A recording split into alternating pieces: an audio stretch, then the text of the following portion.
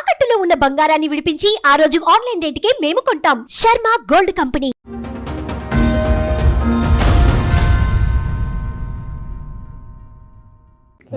నమస్తే. నా వనపర్తి మేడం, పక్కలో వేరే ఊరు. నాదే భార్య సమస్య మేడం. మ్యారేజ్ ఎప్పుడైందండి? మ్యారేజ్ 98 99 అయింది మేడం. అయితే 3 ఏళ్ళే కలిసి ఉన్నాం మేడం మేము. 25 ఏళ్ల పంచాయతీ మీద. 25 ఏళ్ళు నాకు అయితే 3 ఏళ్ళదే. మీ పేరేంటి? నా పేరు శేఖర్ రెడ్డి, వనపర్తి పక్కల నుంచి. వనపర్తి దగ్గర. వనపర్తి పక్కల. Love marriage arrange? Arrange marriage. అప్పుడు లవ్ లేక ఏం చేస్తారు మీరు? పని ఏం చేస్తారు? వ్యవసాయం చేస్తాం మేడం. ఎన్ని ఎకరాలు ఉన్నాయి? 4 ఎకరాలు ఉన్నది. 4.5 ఉంది. ఏది మీరు సంపాదించారా మీ అమ్మ నాన్న దగ్గర నుంచి వచ్చిన? మా తాత, మా నాయననేమో 3 చేసిండు. మా తాత 6 ఎకరాలు సంపాదించి మొత్తం 9 ఉంది. ఇద్దరు అన్న ఉన్నారు నాకు. ఎంతమంది పిల్లలు మీకు? నాకు ఒక కొడుకు, ఒక బిడ్డ. పెళ్ళిళ్ళు అయిపోయినాయి వాళ్ళకి? కాలే, వాళ్ళు బయటికి పోయిండ్రు. ఓ ఆస్ట్రేలియా పోయిండ్రు, ఒక అమెరికా పోయిండ్రు. బా సూపర్. ఏం చదివించారు? పిల్ల ఏమో ఇది హోటల్ మేనేజ్మెంట్. పిల్లగాడేమో మీరు చదివించారా మీ ఆవిడ చదివించిందా? మా అత్త చదివించింది మేడం. మీ అత్తగారు? మాకు మా వారికి మరలకు 18 సంవత్సరాలు అవుతుంది మేడం. ఆహా, విడిపోయి 18 ఏళ్ళు అవుతుంది. 18 ఏళ్ళు అవుతుంది. మా ఆవిడ దగ్గరే ఉన్నారు? ఆవిడ దగ్గరనే ఉన్నారు. వాళ్ళిద్దరు వేరే కంట్రీస్ లో ఉన్నారు, సెటిల్ అయ్యి. మా వనపర్తిలో ఉన్నారు వాళ్ళు. పిల్లలు అయితే వేరే కంట్రీ. పిల్లలు వేరే కంట్రీ, 2 సంవత్సరాలకు దగ్గర అవుతుంది. 18 ఏళ్ళు వనపర్తిలోనే. మీ ఇంటికి వాళ్ళ ఇంటికి ఎంత దూరం? 15 కిలోమీటర్లు మేడం. 15 కిలోమీటర్లు. ఎదురు బదురు పిల్లలు అవుతారు, కనిపిస్తారు. లే, మాట్లాడారు పిల్లలకు. ఫోన్ చేసినా కానీ వాళ్ళ మమ్మీ అనేటాళ్ళు కట్ చేస్తారు. ఏమన్నా పైసల జోలి వాళ్ళ జోలి ఆడితేనే మాట్లాడతారు. సరే, మీరు ఇన్ని సంవత్సరాలు ఎందుకు వెయిట్ చేస్తున్నారు? కావాలనుకునే ఉన్నారు. నేను ఒక్కనే ఉన్నా మేడం. మా అన్న అలాగైండు. మా నాయన, మా అమ్మ, నేను ఉంటే. మా నాయన ఉన్న దినాలు మా నాయన ఇట్లా చనిపోతే ఇట్లా వస్తుంది, ఓపిక పడితే పట్టండి, మా నాయన పట్టండి అంటే ఓపిక పట్టిన. మా నాయన దాని పైన రాలేదు, ఆమె రాలేదు. కలవడానికి మీ నాన్నగారు చనిపోతే కార్యక్రమానికి వస్తుంది, అప్పుడైనా కలుస్తానని అనుకున్నా. మా నాయన చనిపోయినా రాలే. మళ్ళీ కూడా రాలేదా? తాతయ్య చనిపోయాడు. పిల్లలు రాలే, ఎవరు రాలే. వాళ్ళ అమ్మ చెప్పినట్లే పిల్లలు. వాళ్ళ అమ్మ చనిపోయారు మీ నాన్నగారు? 2021. 2021, 4 ఏళ్ల క్రితం చనిపోయారు. సో అప్పటికి కూడా వాళ్ళు ఎవరు రాలే, ఎవరు పిల్లలు ఉడక రాలే. ఫోన్ చేసి ఉడక ఎత్తారు. ఇప్పుడు నెంబర్లే లేవు వాళ్ళకి. ఇంకా అమ్మాయి ఎత్తది, ఎప్పుడన్నా సంవత్సరానికి ఒకసారి మాట్లాడుతుంది. ఆమె ఆస్ట్రేలియాలో ఉంది. అయితే మా ఇద్దరిదే పంచాయతీ మేడం. 18 ఏళ్ళు అయింది. ఇంకా విడిపోయి మాటలు లేవు. మీరే విడిపోవాలి. వద్దు, కల్పనకి అసలు మా అమ్మ చచ్చిపోతే రాలి మేడం. మీ అమ్మగారు కూడా చనిపోయారు? మా అన్న రీసెంట్గా 3 నెలలు ఉడకగాలి మేడం. వీడికి రిపోర్ట్ పెట్టినాకనే చచ్చిపోయింది. అప్పుడు ఉడక రాలే కార్యక్రమం. ఏంటికి రాలేదు. 18 ఏళ్లలో ఎన్ని పంచాయతీలు చేశారు? పంచాయతీలే కాలేదు. ఆమె ఏమంటది, సిటీలో ఉంటా, పల్లెటూరుకు రాను. సిటీ ఎక్కడ, పల్లెటూరు ఎక్కడ? వనపర్తి అంటే కొంత డిస్టిక్, మా ఏదో అంటే కొంచెం విలేజ్. 18 ఏళ్ళు భార్య పిల్లలు వదిలేసాకంటే వనపర్తిలో ఉండొచ్చు కదా. 15 కిలోమీటర్లే కదండి. నాకు దగ్గర నుంచి కోట్లకి 20 కిలోమీటర్లు, 30 కిలోమీటర్లు, 60 కిలోమీటర్లు వెళ్తాం మేడం. భూమి చేసుకోవాలి మేడం. అవునండి, భూమి చేసుకుని 15 కిలోమీటర్లు ఎంతసేపు సార్? అరగంట. అక్కడ ట్రాఫిక్లు కూడా ఉండవు. ట్రాఫిక్లు ఉండవు కానీ నాకు బైక్ లేదేం లేదు. బస్కు 4 ఎకరాల పొలం ఉందో బైక్ కొనుక్కోలేకపోయావా? కొనుక్కోలే మేడం. నాకు ఆమె పల్లెటూరుకు రానంటే నేను పక్కన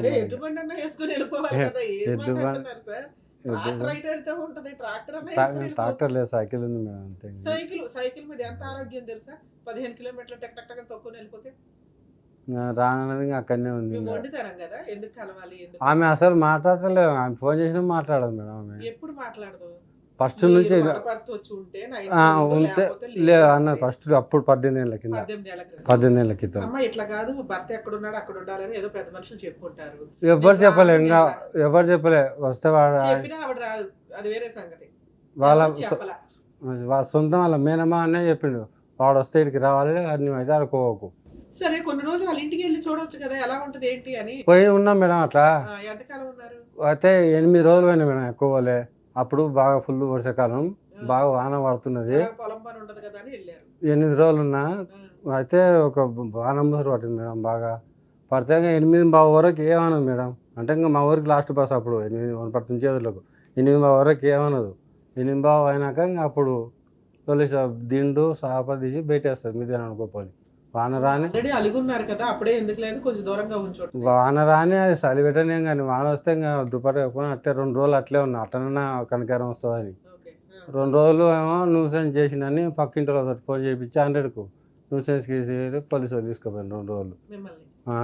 ఇవన్నీ ఇవి మొత్తం 8:15 దాటినాక చేపిస్తుంది ఈ పనులల్లో.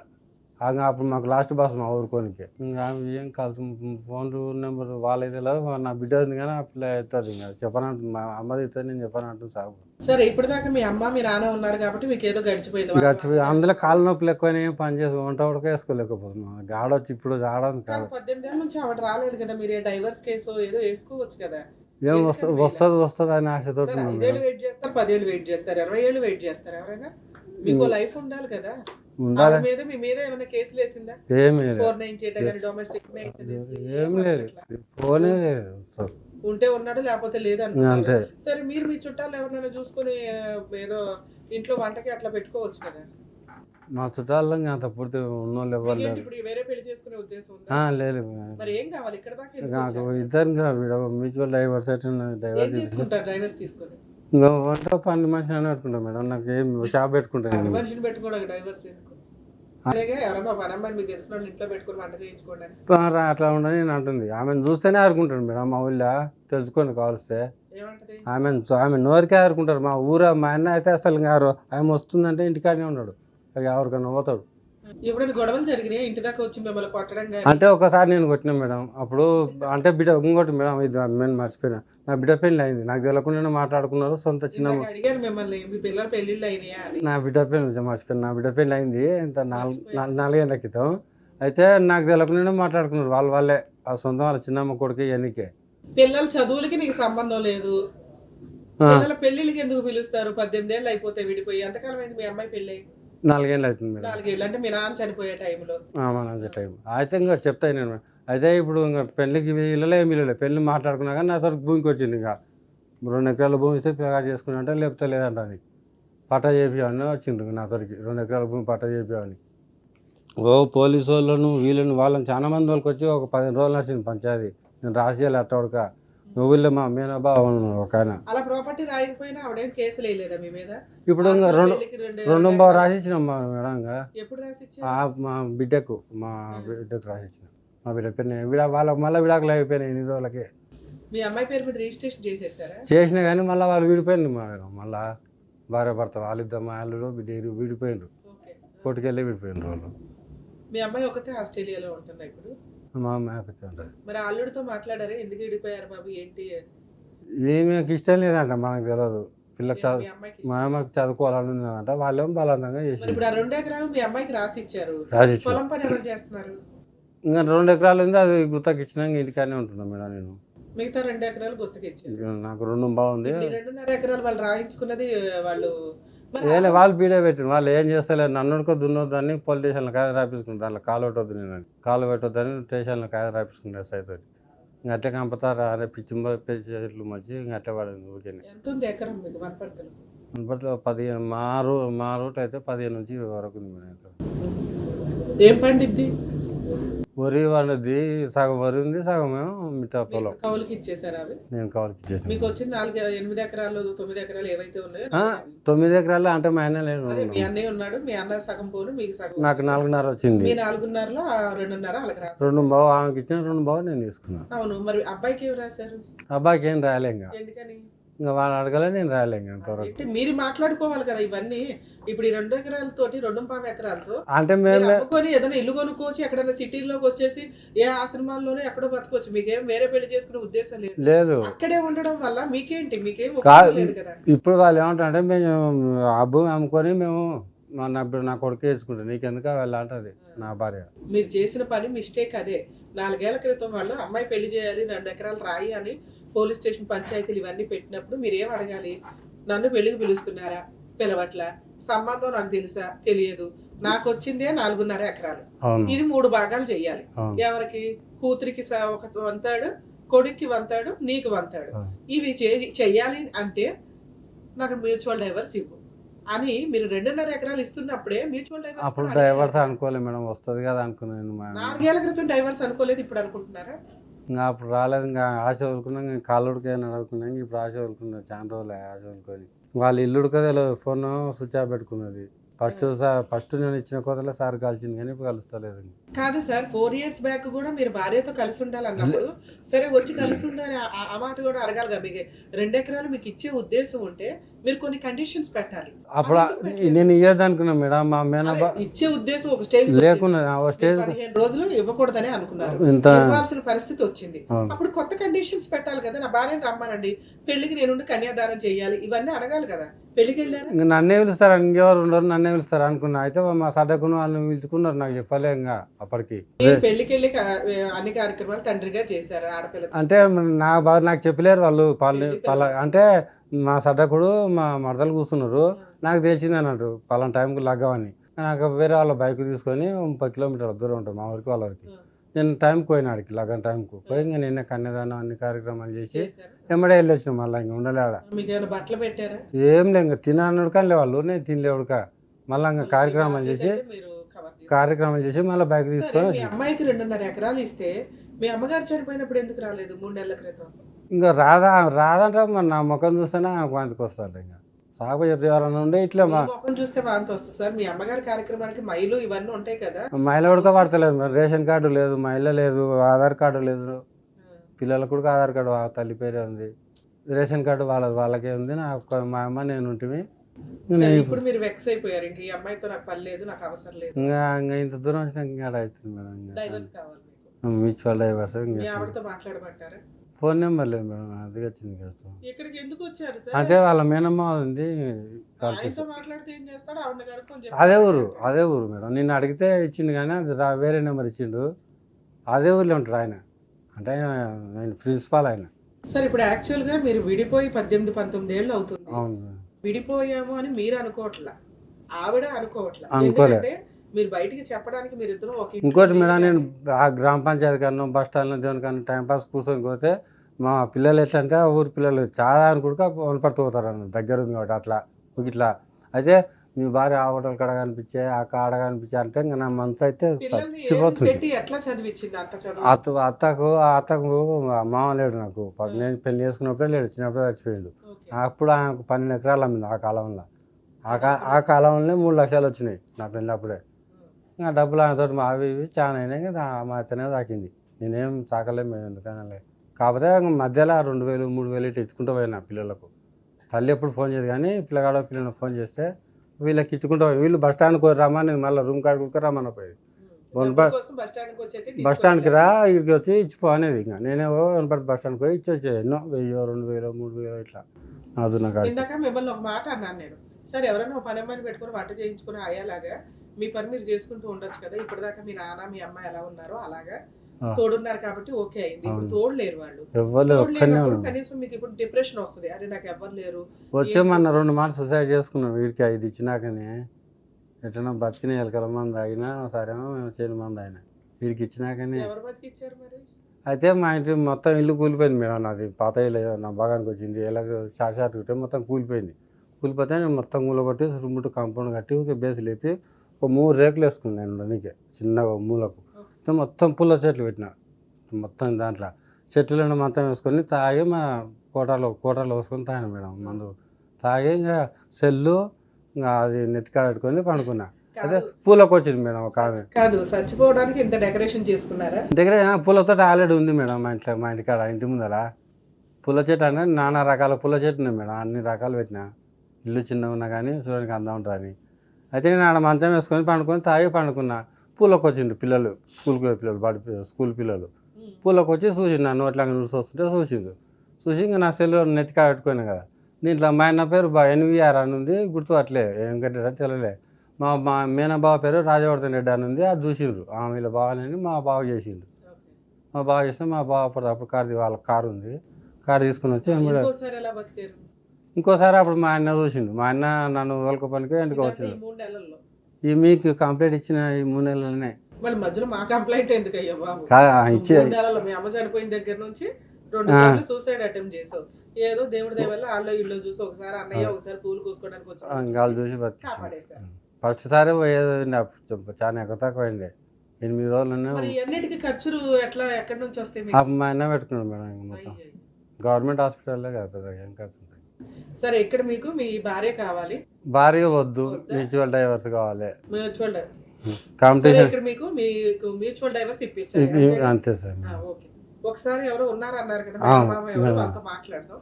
కేసు విన్నప్పుడు మనకి ఏం అర్థం అవుతుందంటే ఇక్కడ 18 ఇయర్స్ వీళ్ళు సపరేషన్గా నిజంగానే ఉన్నారా? ఇది లీగల్గా ఎంతవరకు వ్యాలిడ్? మీరు ఎవరైనా ఒక పని అమ్మాయిని పెట్టుకొని హ్యాపీగా బతికేయచ్చు కదా సార్, ఒక వంట చేయించుకొని ఆరోగ్యంగా ఉండొచ్చు, ఎందుకంటే మీ దగ్గర రూపాయి ఉంది, మిమ్మల్ని మీరు పోషించుకునే కెపాసిటీలో అయితే ఉన్నారు. ఒక పని అమ్మాయిని పెట్టుకొని చేసుకోవచ్చు కదా అంటే, లేదండి మా ఆవిడ వచ్చి కొడుతుంది, ఆ అమ్మాయిని తిడుతుంది అని. 18 ఏళ్ళు విడిపోయిన ఒక భార్య వచ్చి కొట్టడం అనేది ఎక్కడా జరగదు. అంటే ఇప్పుడు ఈయన మాట్లాడిన విధానంలో మనకి ఏం అర్థమవుతుందంటే వీళ్ళు విడిపోల, ఒకే ఇంట్లో కలిసి ఉండడం అనేది జరగలేదు. ఎందుకు అంటే ఆవిడ, వాళ్ళ పిల్లలు, వాళ్ళ అమ్మ సింగిల్ మదర్, ఆల్రెడీ ఆస్తుంది, భర్త మీద ఆధారపడాల్సిన అవసరం లేదు. వస్తే మా ఇంట్లో ఎల్లరికం ఉండు, లేకపోతే దుబాయ్ అన్నారు. అలాంటి పొజిషన్లో విలేజెస్లో కొంత వెళ్ళి వాళ్ళ ఇంట్లో ఉండడం అనేది జరగదు. కాబట్టి ఈయనకి అమ్మా నాన్న ఉన్నారు, ఆ పొలం ఉంది, పొలం పని చేసుకుంటూ అమ్మా నాన్నతో పాటే అట్లా కూర్చుంటూ వచ్చాడు.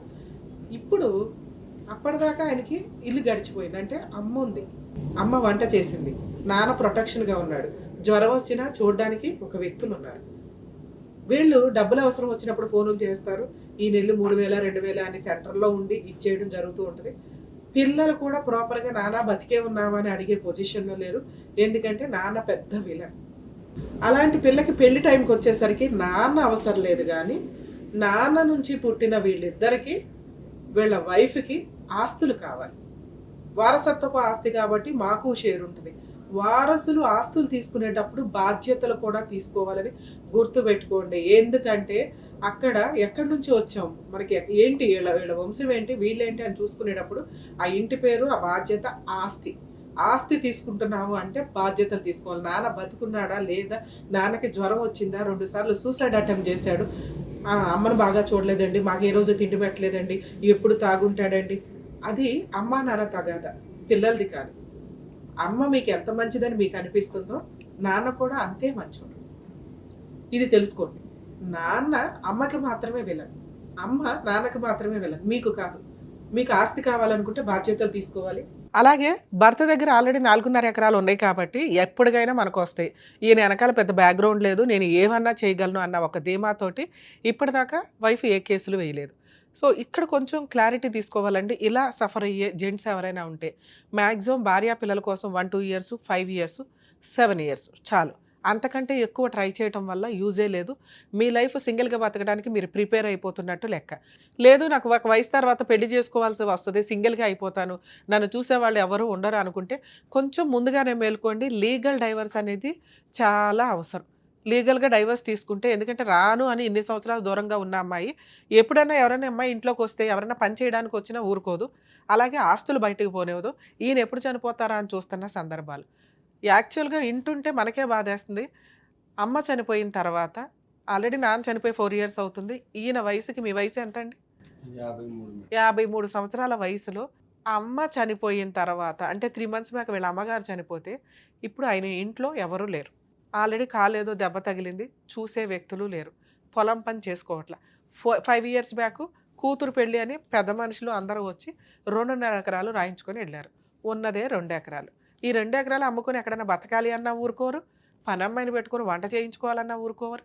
అంటే మానవత్వాలు ఎక్కడ దాకా వెళ్ళిపోతున్నాయి ఏంటి, ఒక్కసారి ఆలోచించుకోండి. సరే భార్యకి భర్త విలన్ అయినప్పటికీ పిల్లలు 2.5 ఎకరాలు తీసుకుని పెళ్లి చేసుకునే అంత వయసున్న ఆస్ట్రేలియాలో వేరే కంట్రీలో చదువుతున్న అమ్మాయి ఎవరైతే ఉందో కొంచెం ఆలోచించండి తల్లి.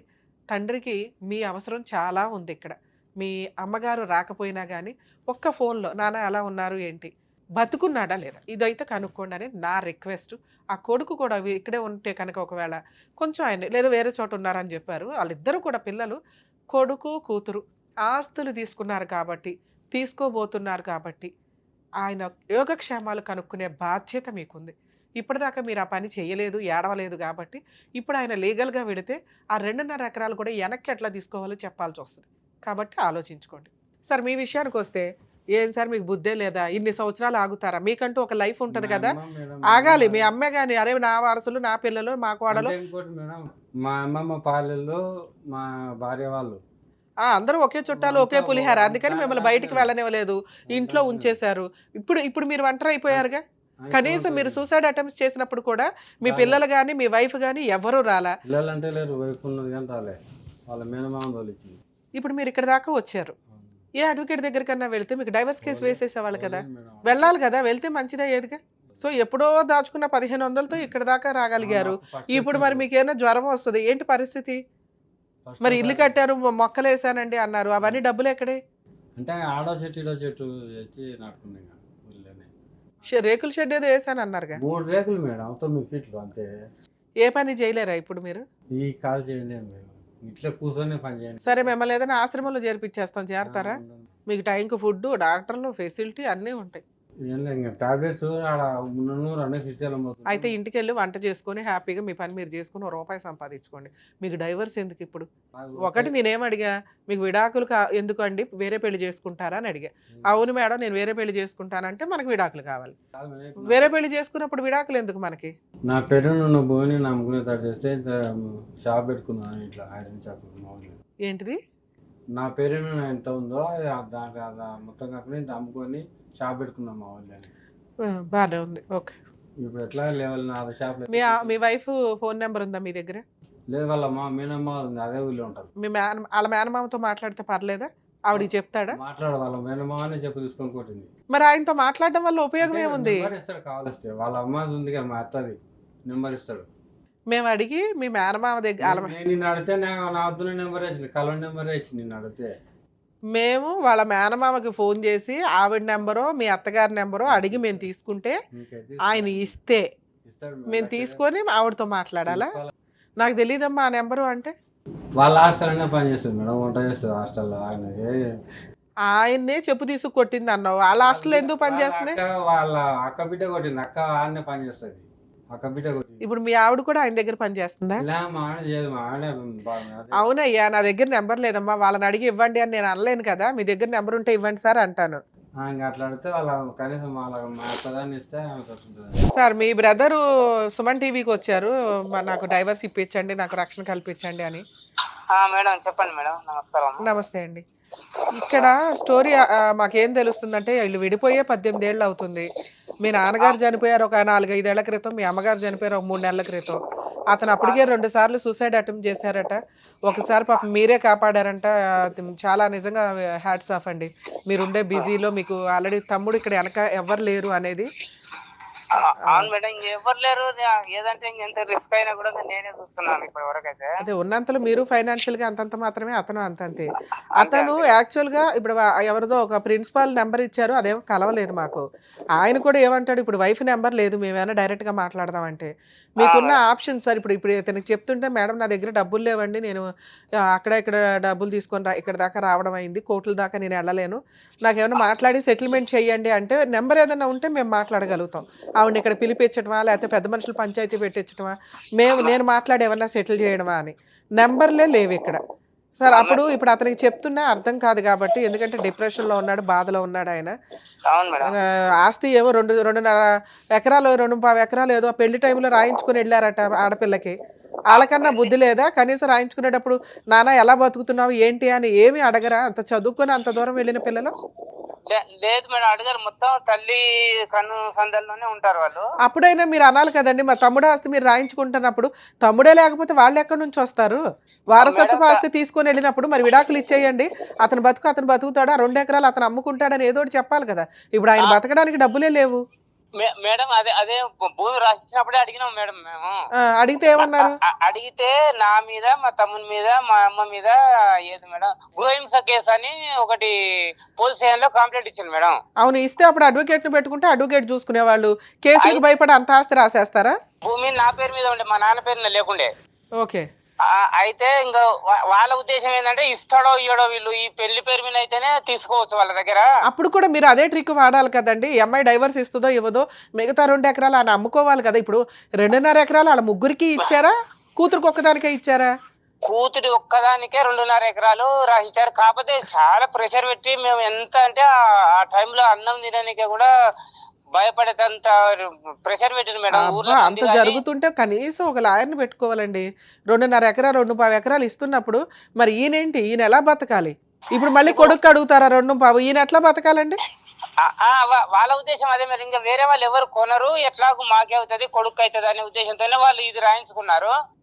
ఆ ఉద్దేశంతోనే రాయించుకున్నారు మేడం. కాకపోతే వాళ్ళు ఏమంటారంటే, నువ్వు బతకలేకపోతే నా దగ్గరికి రా, కుక్క పడేసినంత ఇంత పడేస్తానంటున్నారు మేడం. ఏది 4 ఎకరాలు ఆసామినో ఆ మాటలు మాట్లాడుతున్నారా?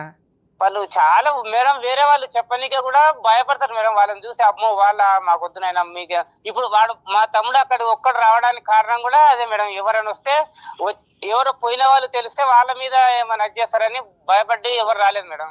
ఓర్ని ఇప్పుడు ఇతనికి డైవర్స్ తీసుకోవాలి అంట, ఆస్తికి లింక్ అయి ఉంటది కదా, వాళ్ళు నేను డైవర్స్ ఇప్పించగలుగుతాను పోనీ ఏదో రకంగా, మేడం మళ్ళీ ఆస్తి దగ్గర ప్రొటెక్షన్ లేకపోతే ఈయనకి వేస్ట్ కదా.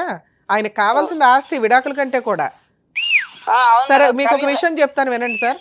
వనపర్తి డిస్ట్రిక్ట్ కోర్టుకి వెళ్ళండి ఒకసారి, కొంచెం వనపర్తి డిస్ట్రిక్ట్ కోర్టులో ఉచిత న్యాయ సహాయం చేసే లోక్ అదాలత్లని ఉంటాయి మేడం.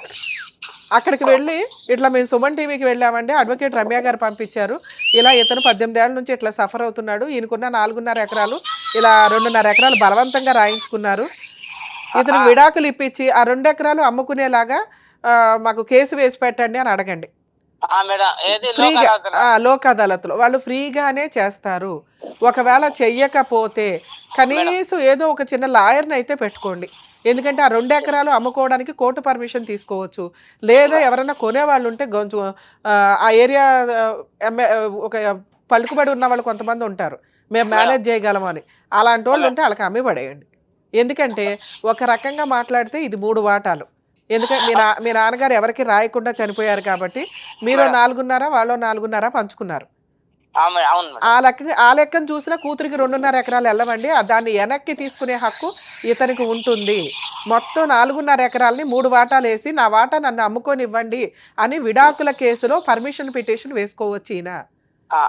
అప్పుడు ఒక్క నిమిషం, అప్పుడు వాళ్ళు 498 గానీ గృహహింస కేసులు వేస్తే అవి నిలబడవు, విడిపోయి 18 ఏళ్ళు అవుతుంది కాబట్టి. వేరే ఉన్నాయి కాబట్టి అసలు ఇది కొంచెం మీరు ధైర్యంగా లీగాలిటీ తెలుసుకొని వెళ్ళగలిగితే అడ్వకేట్ చూసుకుంటారండి. ఎందుకంటే మీలాంటి వాళ్ళ కోసమే గవర్నమెంట్ అంతంత ఖర్చులు పెట్టి, జ్యుడిషియరీ అంత ఖర్చు పెట్టి ఫ్రీ లీగల్ ఎయిడ్ ప్రొవైడ్ చేస్తుంది. మీరు తెలుసుకొని వెళ్ళకపోతే అట్లా సార్. అందుకే మిమ్మల్ని లాయర్ దగ్గరికి వెళ్ళడం వల్ల ఫ్రీ లీగల్ ఎయిడ్ దగ్గరికి వెళ్ళండి, వాళ్ళ చేత ఒక డైవర్స్ కేసు వేయించండి, అందులో పర్మిషన్ పిటిషన్, ఒకటి ప్రొటెక్షన్ కోసం నా ఇంటి దగ్గరికి ఎవడో రావద్దు, 2 ఇదిగోండి 4.5 ఎకరాలని 3 భాగాలు చేసి నా కూతురుకు ఒక భాగం, నాకు ఒక భాగం, నా కొడుకు ఒక భాగం, ఇది న్యాయ ప్రకారం జరగాల్సిన సెటిల్మెంట్. అవునండి, కోర్టు దగ్గరే ఉంటుంది. అక్కడ అమీనాలు వీళ్ళు ఉంటారు కదా, కోర్టు అమీనాలు, వాళ్ళని అడిగినా మీకు అది చూపిస్తారు. సరేనా? సార్ కేసు అయితే వేస్తారు, వేసినా నిలబడదు. ఏం చెప్పాను మీకు, 3 వాటాలు అవుతుందండి చట్ట ప్రకారం. అంటే కూతురు దగ్గర నుంచి కూడా వెనక్కి లాక్కుంటది కోర్టు. 3 వాటాలు అంటే ఎంత, 4.5 ఎకరాలు, ఒక్కొక్కరికి 1 ఎకరం వస్తుంది, అలాగే ఒక్కొక్కరికి 1.5 ఎకరం వస్తుంది. మీ బ్రదర్కి 1.5 ఎకరం మీద 100% హక్కులు ఉన్నాయి. సో మీరు 1.5 ఎకరం కొనుక్కోవచ్చు లీగల్గా. కొనుక్కొని ఆయనకి ఎవరినైనా కుదిరితే పెళ్లి చేసి పడేయండి, లేదా ఒక ఆయన్ని పెట్టి వంటన్నా చేయించండి, ఆయన బతకాలి కాదు. మేము ఏదైనా ఆశ్రమంలో చేర్పిస్తామన్నా ఆయన అక్కడ అలవాటు అయిపోయి ఉన్న వ్యక్తి కాబట్టి, లేదు మేడం నేను ఇంకెక్కడా ఉండలేనండి అంటున్నాడు. అదే అందుకని సార్ మీరు కొనుక్కోగలిగితే కొనుక్కోండి, మిగతా నేను చెప్పినట్టు కోర్టులో అప్పుడు ₹1 వస్తుంది కాబట్టి ఆయనకి వనపర్తి లోక్ అదాలత్లో అడ్వకేట్ని పెట్టుకొని కోర్టులో డైవర్స్ కేసులో 2 పిటిషన్లు వేయమని చెప్పాను. ఏంటిది, ఒకటి ప్రొటెక్షన్ కావాలి, రక్షణ కావాలి అని, 2 3 వాటాలు చేసి మాకు 1 వాటా అమ్ముకోవడానికి పర్మిషన్ ఇవ్వండి. ఈ లోపు అమ్మేసినా కూడా ప్రాబ్లం లేదు. ప్రాబ్లం లేదు, ఎందుకంటే ఈయన వాటానే ఈయన అమ్మినట్టు కదా, ఈయనేమో ఎక్స్ట్రా అమ్మలేదు ఇక్కడ. సరేనా? All the best. అయితే మేడం వాళ్ళు ఆమె పేరు మీద ఎట్లా చేయించుకున్నారంటే కొన్నట్లుగా చేయించుకున్నారు మేడం ఆ రోజు. సార్ మీరు 2.5 ఎకరాలు రమ్య గారికి అమ్మేసిన కూతురో కొడుకో ఈయనో నా మీద కేసులు వేసి 4.5 ఎకరాల మీద పంపకాలు చేయిస్తారు. అప్పుడు నేను 1.5 ఎకరానికే రైట్ అవుతుంది, మిగతా 1 ఎకరు వాళ్ళు వెనక్కి తీసుకుంటే నేను నాకు అమ్మింది ఎవరో మీ బ్రదర్ మీదకి వెళ్తా, నా ఎకరానికి డబ్బులు ఇచ్చేసాయి అని చెప్పి. అది రూల్, కూతురు దగ్గర నుంచి కూడా అలాగే వెనక్కి వస్తుంది. సరేనా? Okay sir. ఇక్కడ మీ ఆవిడతో నేనేం మాట్లాడట్లా. ఒకటి, మీకు తాగుడు అలవాటు ఉన్నా, స్మోక్ అలవాటు ఉన్నా, ఈ ఇంటికి కాపురానికి రాలేదు, ఇల్లరికం ఉండలేదు, నేను పిలిచానండి అన్న, ఇప్పుడు మేమేమీ చేయలేం.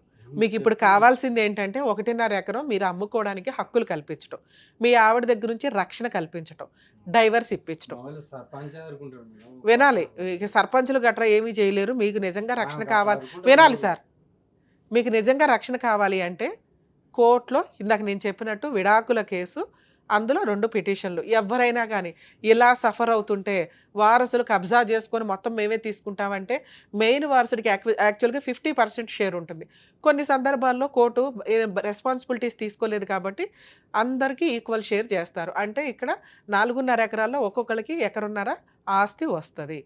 మీకు ఆ ఆస్తి ఇప్పించగలుగుతాడు మీ లాయర్ కోర్టు ద్వారా, మీ మీద ఏగవాలకుండా చూసుకోగలుగుతారు ప్రొటెక్షన్ పిటిషన్ ద్వారా. మీకు ఆటోమేటిక్గా విడాకులు వస్తాయి. ఓకే, ఈలోపు మీ బ్రదరో పక్కింటోళ్ళో ఎవరైనా కొనుక్కుంటానంటే 1.5 ఎకరం అయితే అమ్మేయండి. అది లీగల్గా వ్యాలిడ్. కోర్టులో కేసు ఫైల్ చేసినా ప్రాబ్లం లేదు. ఎలాగో మీరు అంతా తిరగాలి కోర్టుల చుట్టూ. కనీసం మీ చేతిలోకి డబ్బులు వస్తాయి, వాటితో కొంచెం తిండి తినగలరు, ఆరోగ్యంగా మెడిసిన్ ట్రీట్మెంట్ తీసుకోగలరు. ఏ కోర్టు కూడా మిమ్మల్ని ఏమీ అనదు. ఇక ఇంకొక పాయింట్ చెప్తాను సార్. ఈ 1.5 ఎకరం అమ్మేసుకున్నాక మీకు అప్పటికి డబ్బులు చాలకపోతే మీ ఇద్దరు పిల్లల మీద మెయింటెనెన్స్ కేసు వేసే హక్కు మీకు ఉంటుంది. తినటానికి నాకు 10,000 కావాలి అని, అర్థమవుతుందా? అది కూడా విడాకుల కేసులో వేసుకోవచ్చు. ఇన్ని బంపర్ ఆఫర్లు చెప్పా. ఇన్ని ఆఫర్లు మీరు వాడుకోవడానికి కోర్టుకి వెళ్ళాలి. ఎందుకంటే రమ్య గారి దగ్గర అన్నీ అయిపోవు, కొన్ని కోర్ట్స్ ద్వారా అవుతాయి. రమ్య గారు కౌన్సిలింగ్ ఇవ్వగలరు, ఫ్రీ లీగల్ ఎయిడ్ ఇవ్వగలరు, లేకపోతే ఎక్కడికి వెళ్ళాలని చెప్పగలరు.